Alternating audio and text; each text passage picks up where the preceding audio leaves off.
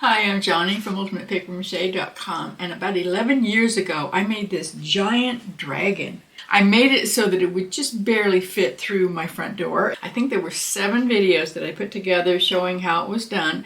I will put a link down to that playlist below if you'd like to see the details about how I put it together. But in this video I want to show you what I would do differently. If I actually had a house that was big enough for a dragon like that, I would really like to have one because it was really cool.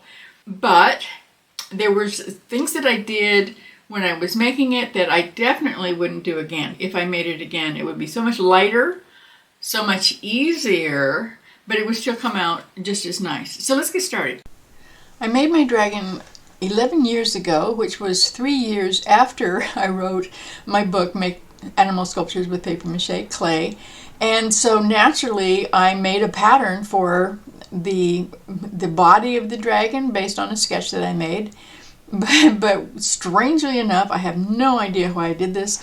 I decided that I had to create the head out of clay and then draw the pattern to fit it. Now, of course, this was 11 years ago, so I still hadn't designed the 3-dimensional patterns for the dragon mask and the dragon wall sculpture. So if I was going to do this over and design the body and the head separately, I would go ahead and use one of the patterns for the head, and it would have saved so much time.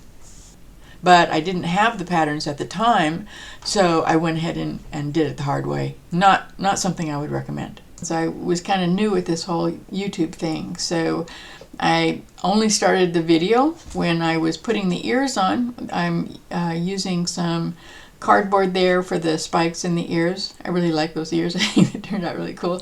And I used some really heavy wire and some crumpled foil to make those spiral horns. I really like those too. But then once I had all that done, in order to save the shapes and turn it into a permanent sculpture, I had to cover it with something. I could have covered it completely with plastic wrap and then used some papier-mâché, but it was so big and I just didn't know exactly how much it was going to be handled, or if it was going to get bumped or moved or whatnot. So I felt it had to be stronger than that. So I covered the head with plaster cloth in order to save the shapes. And then when I was doing that, I made sure that I put the plaster cloth up a little bit around the horns and the spikes and the ears and everything, so it would all come off together, because you do have to take that clay out. You cannot leave either oil-based clay or water-based clay like I'm using. You can't leave it inside of a sculpture. It really doesn't work. I made the mistake of leaving oil-based clay inside of a colt sculpture that I made. It was really cute, and eventually the oil will seep out through the papier-mâché and the paint and totally ruin it. It was very disappointing, so don't do that. You also don't want to leave the wet clay in there, because it will keep it's just got the water being there all the time would just end up causing mold, and if it didn't, it will eventually dry and start rattling around because it'll fall apart and rattle around inside of your sculpture. You don't want to do that either. So that's why you see me here dipping the plaster cloth into the water and covering it. And then as soon as it was all covered up and the plaster cloth was really hard, then I had to draw some marks on there where the center line would be, where I would be able to cut it. I had to cut it into 3 different pieces in order to get it off. And then naturally I had to put it back together again. I used plaster cloth strips to put all the pieces back together. It was a really long process that I could have done a lot faster, either by using one of the patterns that I have now, the 3-dimensional ones for the mask or the wall sculpture. That would have been a lot easier, but I didn't have those yet. Or I could have simply made the silhouette pattern like I used in the book, and then fill in all of the rounded shapes with crumpled foil or with crumpled paper. Either one would work.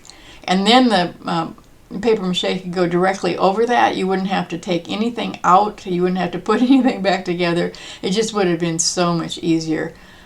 I don't know why I didn't do that. I decided to use a wooden sawhorse as the base for the legs of the dragon. I thought that would make it really stable. So I drew out a sketch where the sawhorse would go and where the dragon's body would go and how it would kind of curve around. And then I took that sketch and used it as a basis for a drawing on a giant piece of foam board. Now I wouldn't do any of this again. I would just use really heavy cardboard. There's the heavy cardboard and the crumpled paper that's going to be making up the dragon is plenty strong enough. You can see that I had my head all done there, so that was I put it on the foam board too, so that I would kind of know how big to make everything. Again, I would do that very differently. But it worked in the end. I had to make a lot of changes, as you're going to see very shortly. But in the end, it works. It kind of shows you that you really can come up with a pretty cool sculpture, even if you have absolutely no idea what you're doing. And then I took the foam and the sawhorse out in the backyard, evidently while it was raining, and I put it all together. It had to be cut, the foam had to be cut a bit in order to fit around the sawhorse, and the legs of the sawhorse had to be chopped up just a little bit in order to get that kind of short-legged dragon look. I'm not really sure why I decided that he needed short legs, but I do kind of like the way it ended up. I had to tape all that together, and then I started crumpling up some heavy paper. I think I went to Lowe's and bought a big roll of the heavy brown paper. It would take an awful lot of newspaper to cover a dragon that big. It was 6 feet long when it was all done. And I started taping it onto the dragon for no reason whatsoever with duct tape. Why? I don't know why I did that.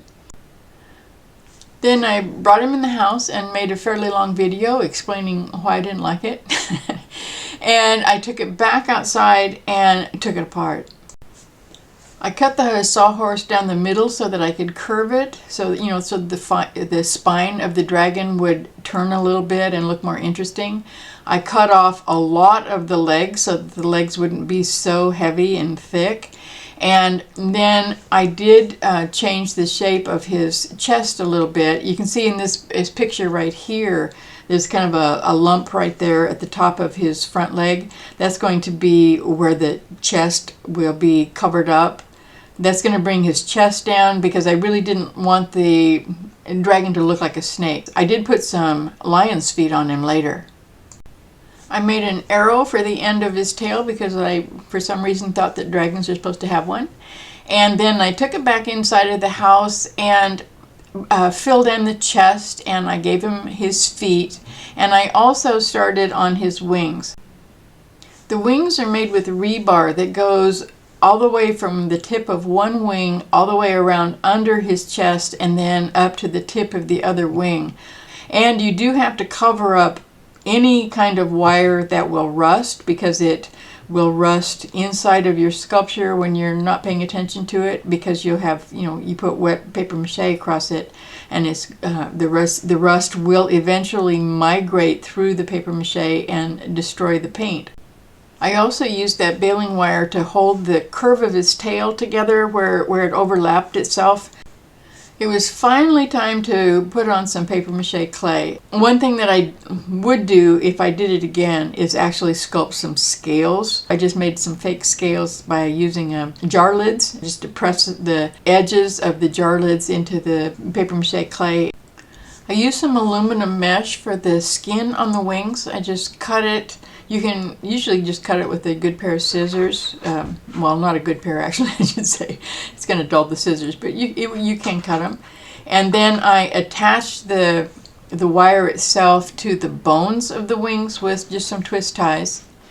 And I also folded the mesh over part of the body because I wanted to make sure that it was really well attached. So I have quite a lot of it actually laying against the side of the dragon, and you can see me here. I'm pressing the papier-mâché clay into the mesh all the way so that it goes all the way through the mesh and attaches itself to the body of the dragon. It's on there and it's not ever going to be coming off.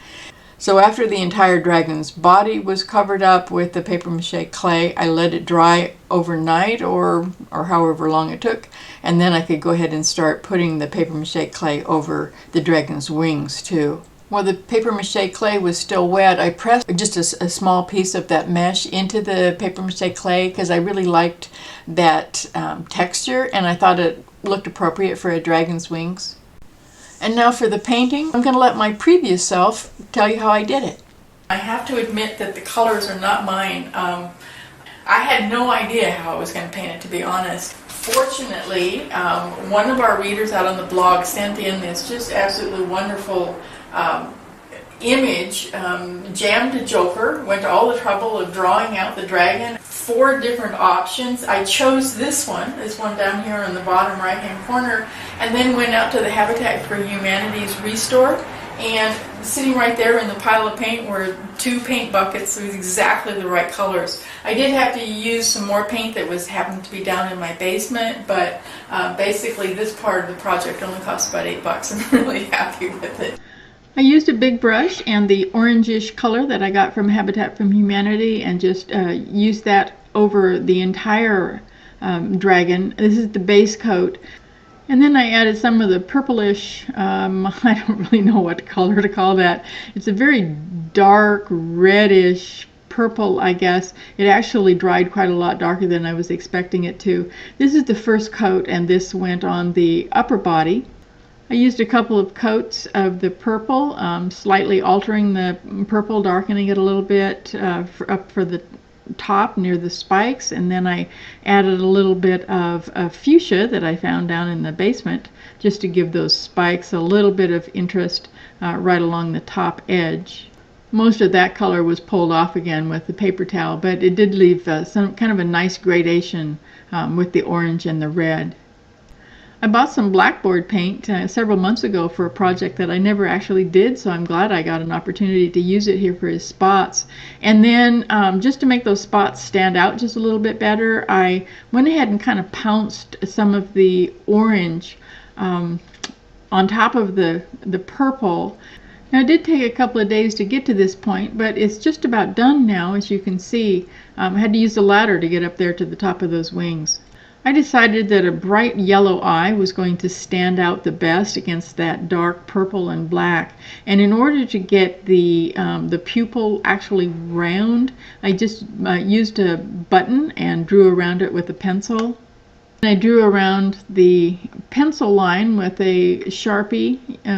It's just a felt tip pen that's supposed to be permanent. I hope it is.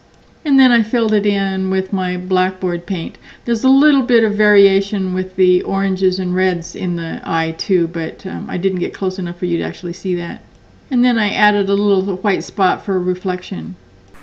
So now he's all done. The big question that I had when I was watching all those videos is, why did I think I needed a gigantic dragon? Giving him away to the Restore was the most reasonable thing to do because I simply didn't have room for him.